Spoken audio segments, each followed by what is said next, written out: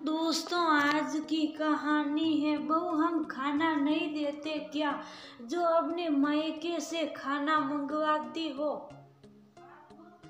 दोस्तों, कहानी शुरू करने से पहले अगर आपने चैनल को सब्सक्राइब नहीं किया हो तो कर लीजिए ताकि आपके पास पहुंच सके हर नया वीडियो। क्या कहा, मम्मी भाभी ढोकले बनाने जा रही हैं तो बस बनते ही फटाफट पैक करके भिजवा दीजिएगा। आजकल मम्मी जी भी आई हुई हैं, उनको भी ढोकला बहुत पसंद है। नव्या ने ढोकला का नाम सुनते ही फटाफट अपनी मम्मी से भिजवाने की फरमाइश कर डाली। प्रीति को थोड़ा अजीब सा लगा, लेकिन फिर भी शांत बनी रही और थोड़ी ही देर बाद उसके पापा ढोकले का टिफिन लिए दरवाजे पर खड़े थे। ये तो प्रीति को और भी नागवार गुजरा, लेकिन शायद नव्या को इससे कोई फर्क नहीं पड़ा और वह फटाफट 2 प्लेट में ढोकला निकाल कर ले आई और खाने में मशगूल हो गई।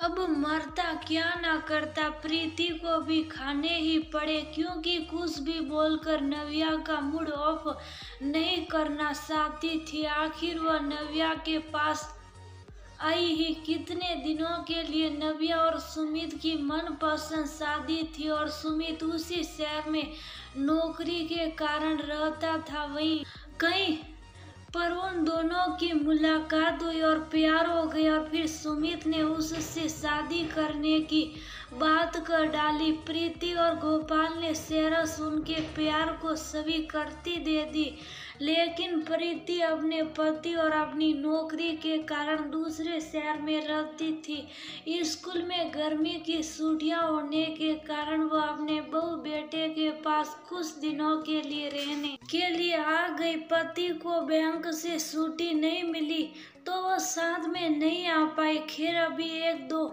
दिन ही बीते थे कि नव्या ने सामने से ही अपनी मम्मी से सौका बाटी की फरमाइश कर डाली।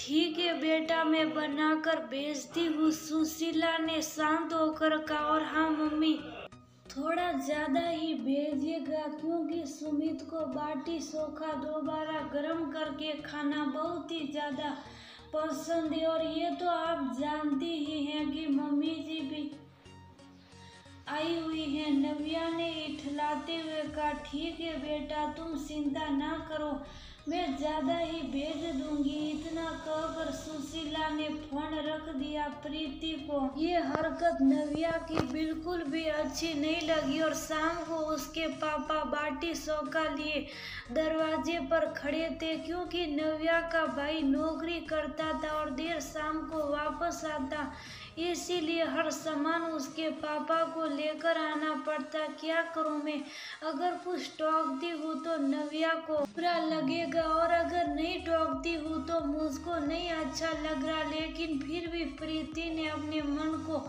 ना बोलने के लिए मना लिया। अभी 1 दिन और बीते, फिर नव्या ने किसी चीज की फरमाइश अपनी मम्मी से कर डाली।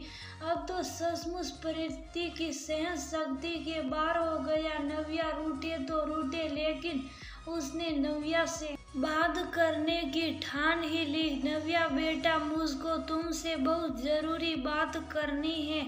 प्रीति ने बहुत हिम्मत करके कहा। हाँ मम्मी जी, बताइए क्या बात है, कुछ चाहिए आपको, कुछ मंगवाना बाजार से या कोई और बात। नव्या पास बैठते हुए बोली, क्योंकि नव्या अपनी सासू माँ से प्यार भी बहुत करती थी। उसको तो कभी प्रीति के अंदर सासपना दिखाई ही नहीं पड़ा, हर तरह से आजाद ख्यालों की। नहीं नव्या बेटा, मुझको कुछ चाहिए नहीं, लेकिन भगवान ने सब कुछ भर भर कर दिया और तुम लोग बिना मेरे कहे ही मेरा इतना ख्याल रख रहे हो, लेकिन मुझको किसी और विषय पर बात करना है। प्रीति ने भूमिका बांधते हुए कहा।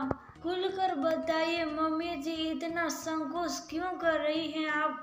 नव्या ने प्रीति का संकोच दूर करते हुए कहा। नव्या बेटा, तुम सचमुच बहुत समझदार हो, लेकिन जो मैं कहना चाहती हूँ वह शायद तुमको अच्छा ना लगे, लेकिन फिर भी कहूँगी जरूर। प्रीति ने सीधे साधे शब्दों में कहा। हाँ मम्मी जी बताइए, नव्या ने फिर से कहा।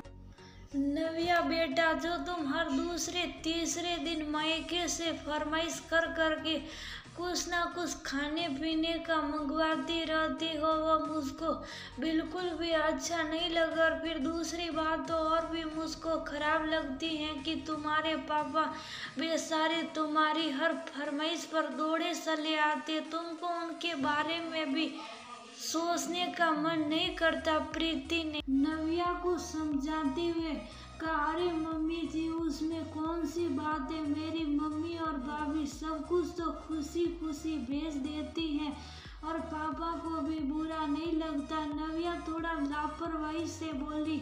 नव्या बेटा, बुरा मत मानना, लेकिन शुरू शुरू में सब अच्छा लगता है और यही जब आदत बना जाती है और रोज रोज होने लगता है तो माँ ही क्यों ना हो खलने लगता। और तुम्हारी तो भाभी भी है, माना कि तुम्हारी भाभी बहुत अच्छी है, लेकिन कल को अगर भाभी ने तुम्हारी मम्मी से कुछ टोक दिया तो क्या उनको अच्छा लगेगा? और पापा भी कोई कम उम्र के भी नहीं है, जरा उनके बारे में भी गंभीरता से सोचो। प्रीति ने सीधे स्वर में कहा। आप कह तो सही रही है, मैंने तो इस बारे में कभी गंभीरता से सोचना ही नहीं सा।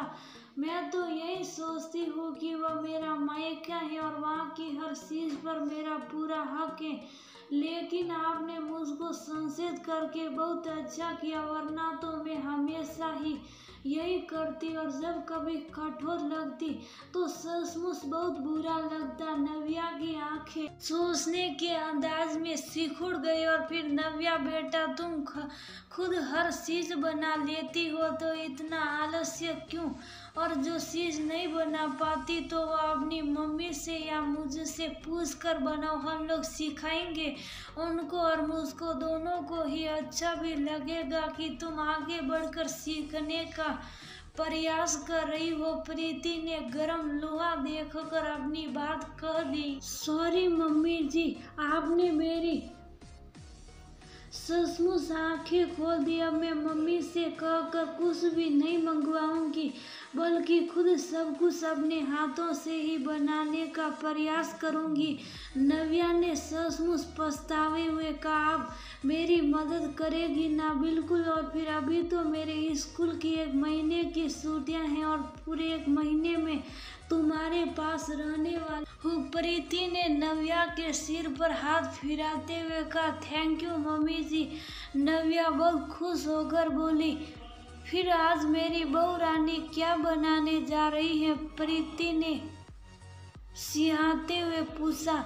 मम्मी जी, आज मुझको दाल टिक्की बनाना सिखाइए, क्योंकि समीर को दाल टिक्की खाने का बड़ा मन कर रहा था और मुझको भी खानी है। नव्या ने दिमाग पर जोर डालते हुए कहा। ठीक है, फिर तैयारी शुरू करो। और थोड़ी ही देर बाद प्रीति रसोई में नव्या को दाल टिक्की बनाना सिखा